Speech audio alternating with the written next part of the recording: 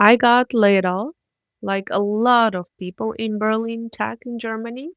After things settled a bit, I kept thinking, okay, but did it actually help the company or not? And I looked into it, and the answer surprised me. So, the research shows that companies that do layoffs, their stock prices don't go up, and so they stay flat or they drop, and profitability gets worse, not for a month, but up to 3 years. And those companies are twice as likely to go bankrupt compared to companies that did not lay people off. And, companies that kept their people saw stock prices go up 9%, and the companies that cut more than 10% of their workforce, their stock prices dropped 38%. So the question is, why do companies keep on doing that? Well, it looks like an easy solution, but it really isn't. So you kind of do spare more money, only short term though. And if something is broken in the strategy, like in many companies, cutting people doesn't fix it. You just have fewer people now. And what happens then? Productivity drops because the people who are still there, they're now carrying more work. And the company has to hire consultants to fill in the gaps, and they cost more than the people they replaced. And people who stayed, as I said, they're exhausted. They start looking for another job, and suddenly you have a recruiting problem on top of everything else. You spent what you saved and then some. So, to be fair, not every layoff is wrong. What happened with many companies is that they overhired like crazy during COVID. And they're correcting that. That kind of makes sense. So if you were having crazy revenue during COVID because everybody was at home, you hired more people, now you have less revenue because people are back to normal lives. Kind of makes sense.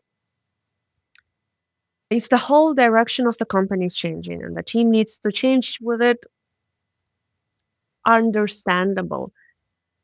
But before you get there, there are always other options. You can delay purchases, you can cut travel, you could reduce hours. And companies that try these things first actually come out better on the other side. But most companies skipped all of that and go straight to layoffs. It's a trend. And yeah, it looks faster and everybody's doing it. And in Berlin, we just seen a huge wave. And I don't think we're ever coming back from layoffs being something rare. Layoffs are going to become really a part of our everyday reality. And there is also this accountability question. I was reading Ben Horowitz's book called Hard Things About Doing Hard Things or Hard Thing About Hard Things. And he talks about how to do layoffs right. Fast, honest, clear, transparent. And none of the layoffs that I've observed and researched in Berlin went like that. It always took a long time. It was not transparent. There was some trickery going on. A shit show. And it's partly because I think Ben Horowitz, he's in the US, right? So you can just hire people the next day and they're gone. In Europe, we have so called labor rights and they protect the employees and they also make everything slower and more complicated. But also doing it right means someone has to stand up and say, we made a mistake and we overhired and that's on us. And this did not happen much in my experience. but it's also okay. We're all humans. So, layoffs, they don't usually fix what's broken, and the people who made the decision mostly stay. So, the executives that fire 200 people, they stay, and people who had nothing to do with it mostly leave. And funnily enough, the first people that usually leave are the best performers. And if you went for a layoff and something felt off about the whole thing, you weren't imagining it, especially in Germany. And if you're dealing with a layoff in Germany right now, the legal side is very, very confusing, especially if you're an immigrant or an expat. If you're not from here, you don't speak German, it's very, very, very confusing. And what happens a lot in the German companies is that not all options are being communicated clearly, and not because HR is wicked or and they have bad intentions. Sometimes they just really don't know. They have this tiny department and they have to cut off all these people and lay them all off, and they simply do not have all the answers.